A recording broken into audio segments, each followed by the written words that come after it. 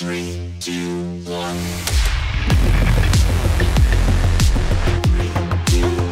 It's game time. We've been following this since the very beginning. Was the X-Set boys versus Dubs, Mega, and Bizzle. Looks like maybe there is some trouble. We're going to be looking at AV pushing up, trying to gain some vantage points on, of course, the people just up ahead, but out of match, right? He only has one build to his name, so he's going to be in a lot of trouble, and I hope he can make it out of this, or else Dubs, Bizzle, and Mega, they're going to start off strong. Yeah, no doubt. X-Set, it's on the back foot right now, using a lot of valuable resources that they earned here in Portilla, such as the Metal, and Bizzle, Mega, and Dubs are just swarming like sharks right now, which is a new addition I hope to get to see. But I'm hearing the pistol shout, so I got to give a shout out to Destiny Jesus out there, who's talking about the valuable of the pistol shots. And we're here to see the keep up the pressure right now as Bizzle does get beamed a little bit. He's going to have to disengage as AV was able to take that high ground and survive a little bit of this pressure. Let's see how this storm fight works out here, Reflections. Yeah, it's going to be interesting. Obviously, battling in a storm is not what you want, especially now that you're in a 2v3. Mega, Dubs, Bizzle did a great job kind of holding off. Bizzle, no worries in the world. He's got the bottomless chug. He's going to go ahead and use that. One of the rare opportunities that it is useful. Bottomless chug isn't that good, especially in late game. We've seen it used in solos, but I think in trios it's just going to be a little bit too much taking place. But either way, though, this battle continues to ensue. But this is not the fight. I think both teams, they didn't want this, right? They didn't want to be fighting in storm this early on. They didn't want to be losing teammates. Now they're already using their med kits. They burned through minis and half pots. I think right now both teams are not feeling as comfortable, but it is what it is. You got to establish dominance game one.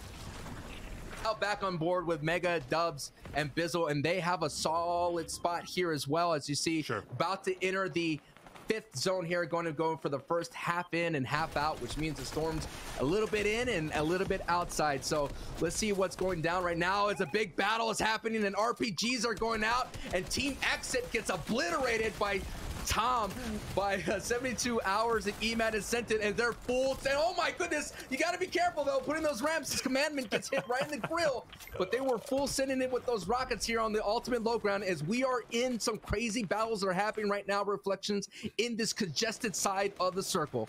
Have that grenade launcher in play, and Clicks get some nice hits, and the battle for height continues, Reflections. A lot of mats being used here. This is going to be big, though, if Clicks can get up top here, which he does.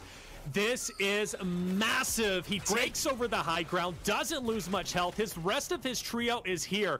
Clicks and Co just set themselves up for success. They have, but they're being contested right now by Bucky and his crew. Clicks and Macwood on their old builds, as you see the rest of the lobby having to work through this evolution, and that's very dangerous to do. So all those people on the low ground who expended so many laps have a lot of work to do as we're back on height here. Macwood trying to do their best, realizing that they may have to give up height, and they do drop down.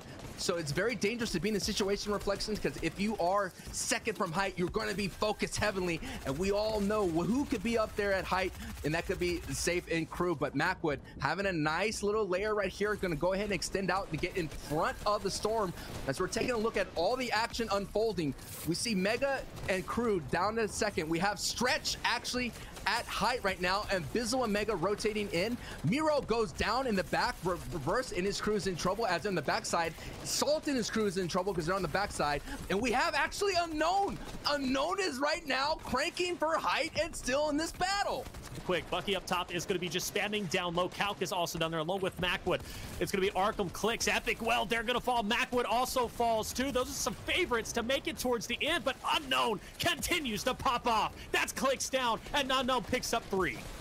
Fernando and Cloud right now in this crew, and they get hit with the RPG. Cloud does have the grappler, so he could farm for placement right here, because every placement as matters. Right now they have 3 E limbs, so that's 3 points to their name, so it's very important to hold on to that grappler as much as possible. No doubt he got the call from his team to farm his placements. Now on board with Bucky, Creo, and Kanata, the team that were roasting each other yesterday. Now they're working together as a unit, contesting for highlighting that Innocent's in trouble, and they get bopped out by the shockwave, and Bucky doesn't have any heals or any way to get back into the fight. He's gonna have to walk in.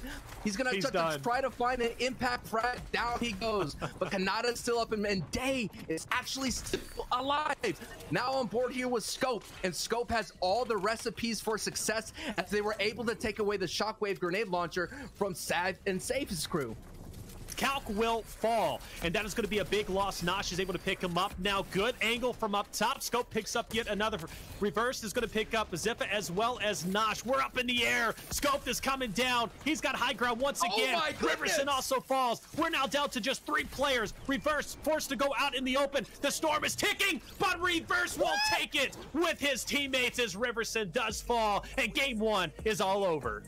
That's what makes each engagement, like, you really have to do a double take. You really have to think it through. Like, is it worth it? I know we get 1 point per elimination, but is it really worth it throwing away those placement points, you know, to potentially get, you know, a couple of points when it comes to eliminations? I don't know. They're going to have to make that decision.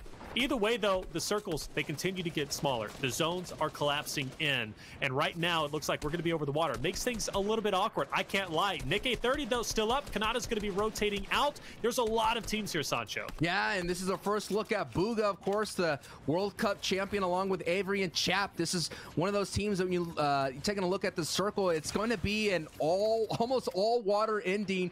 And you wanted Coral Castle, I wanted Coral Castle, and boy, oh boy, we got it. We're going to see a lot of water engagements, and I think Bugha is secretly a fish, because every time I see Bugha and there's an end game that involves water, Bugha just comes out of top. He had some crazy plays in solos where he was able to clutch a water finish, and if we're going to get a water finish today, expect a lot of resources being used in full tunnels to protect themselves from that ultimate low, which is the water below.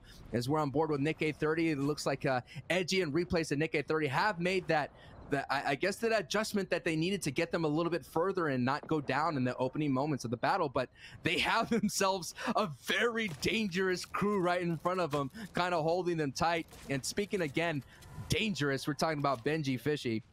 He saw, I mean, I'm surprised. Can you imagine, Reflections, the pool you can have as a known to pull Benji and CRR on your squad? All those people out in the water may be sunk as the storm pulls a little bit back on land. So Bugha, I mean, I think Nick's team actually made a smart rotation as Edgy was able to get him out of there. But Creo, Kanata, they're in trouble. Bizzle, Mega, and Dubs are in trouble. But right now in trouble, Benji, as the chaos happens and the fight runs out, CRR is on his back foot trying to defend, trying to stop this push right now from Eclipse's team, as their lobby is now focusing on CRR. The green light is a go, and oh my goodness, bad things are happening for both of these teams as all the lobby is trying to get tags and trying to sneak in eliminations. Reflections. Live by the sword, die by the sword. That's the way Unknown lives, and unfortunately this time he is going to die. Goes down. Third place, 14 points, but it might be all over. CRR in trouble. Macwood from a distance, hunting rifle in hand, and he's making, or he's trying to have it, you know, collect up a couple of eliminations. The fact is, though, CRR cannot get a break, and that was not the play. I don't know what he was trying to do there. Maybe break through the builds. Didn't work out.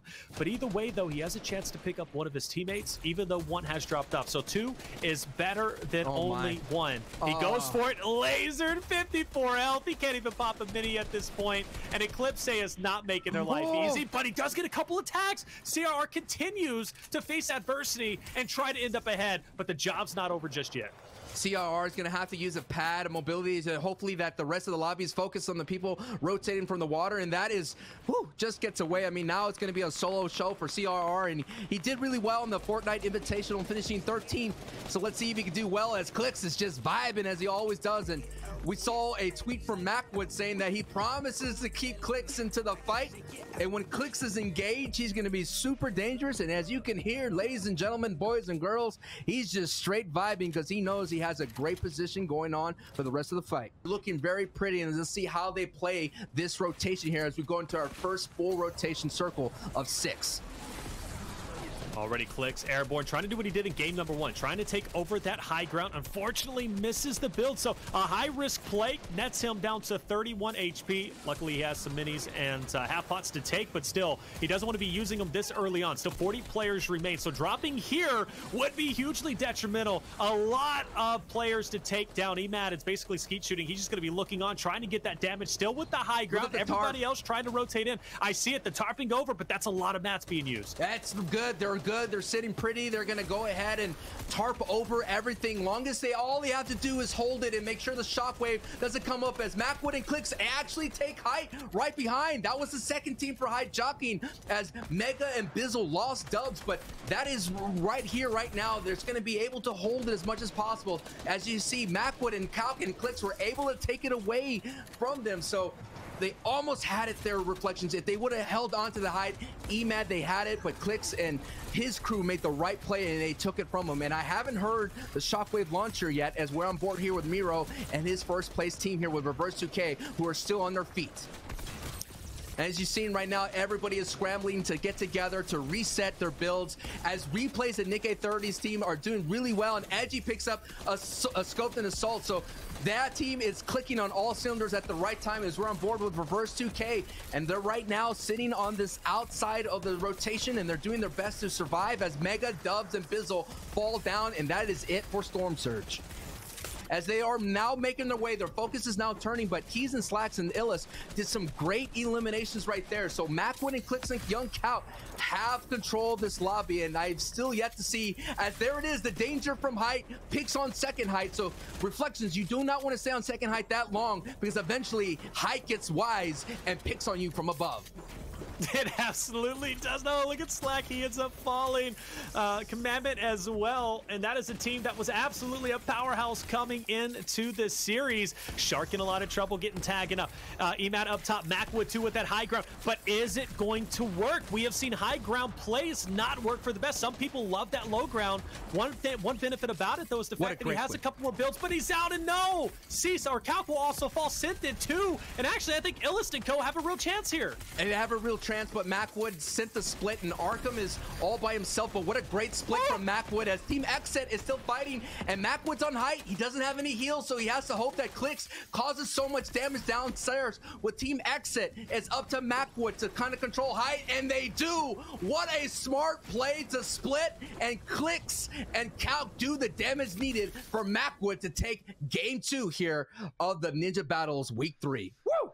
Game 3 here of the Ninja Battle. So we're seeing some familiar faces on the top of the leaderboard, and they're battling out right now. As I can't believe that Dubs and Mega were able to survive that onslaught from Unknown and Benji, as actually they pick up so many limbs here in the feed. And look at Kanata. Kanata just looking over, king of the mountain right now, just looking around. And if Kanata has a squad, I'm trying to see if Kanata's by himself. Maybe we could take a look. If Kanata's by himself, I think he is. It's going to be very interesting how he plays this out. But Benji fighting from the EU, the Dooley's CRR in that battle. I think that's why they definitely disengaged. So that's a smart disengage right now, and is looking on board. No, Kanata has his whole crew. I have no idea where Bucky and Creo are, but Kanata is. I don't either. Where are sitting they? So I hear them. They're right behind them somewhere. So yeah, okay, good. They have a very strong, dominant position here as Storm Surge does appear, which won't be a big factor because Somerset down goes Commandment, big time hit. ICV finishes out Emad and his squad. But what a great call from Eclipse to kind of hold that out, as we're seeing Stretch, Zay, and Saf going for height, seeing that it goes up a mountain, and they have the head start to compete for high ground. Reflections, as the rest of the lobby is going to have to make their way back on board with Eclipse, who made that last play. And Storm Surge is a big factor here, as 13 people have to go down going into this next circle.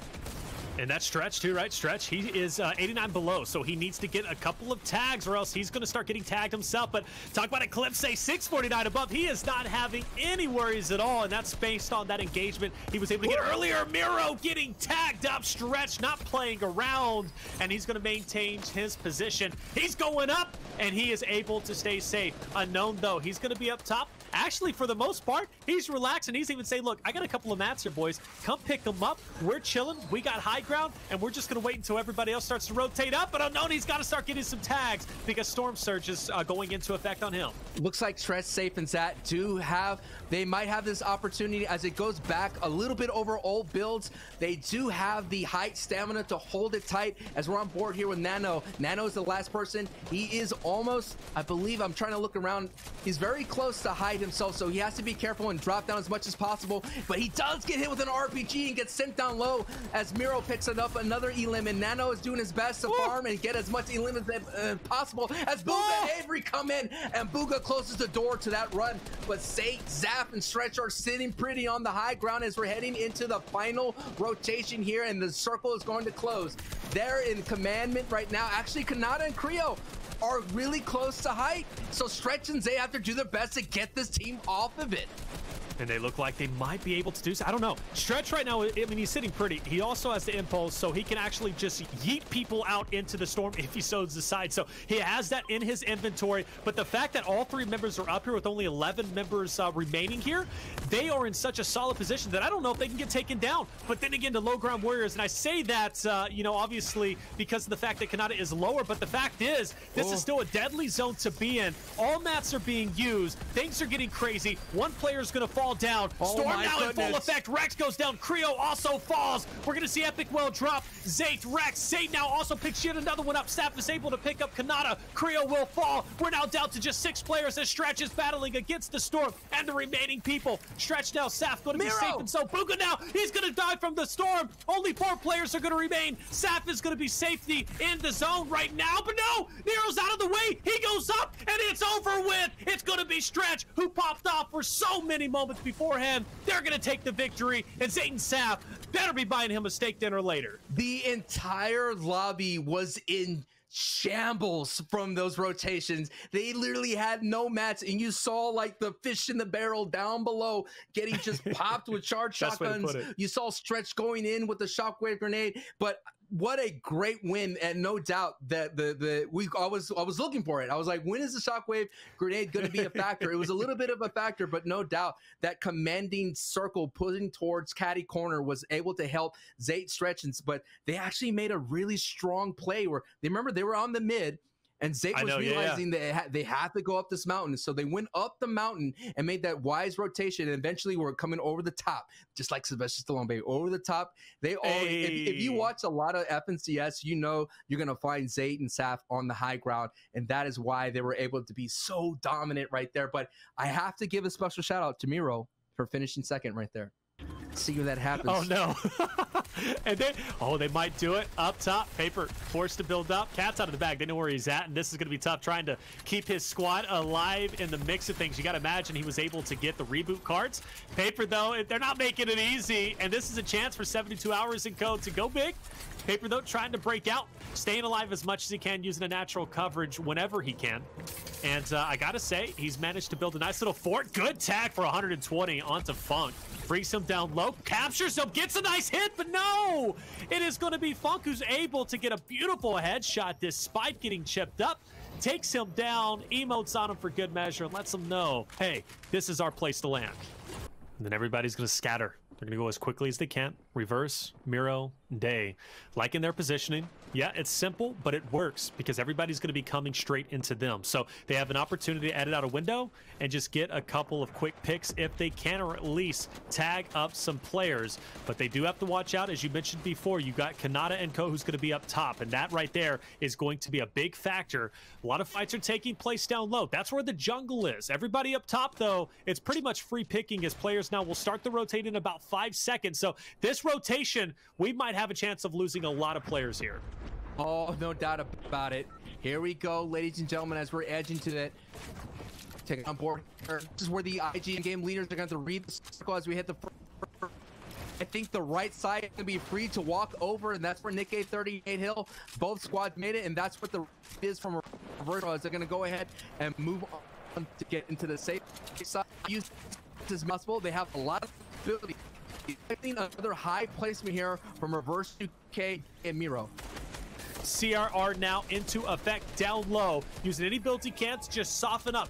Take the impact of the damage, and Sancho, things are heating up, and look at those players are starting to drop off, and right now the Storm Surge is in effect. Storm Surge is in effect, so 11 players all. Looks like 8 and them are trying to tarp out, but CRR, Unknown, and Benji just basically cut down their build and knock them off of height, and that's what Kanata, Creo, and Bucky had to go ahead and try to save themselves with the crash pad. What a smart, high intelligence, 200 IQ play from CRR, Benji, and Unknown, cutting off that tarp as they were heading over. Zate at ultimate height being challenged by Scope right now, but Scope pays the price, and down he goes, and now it is Scope all by himself.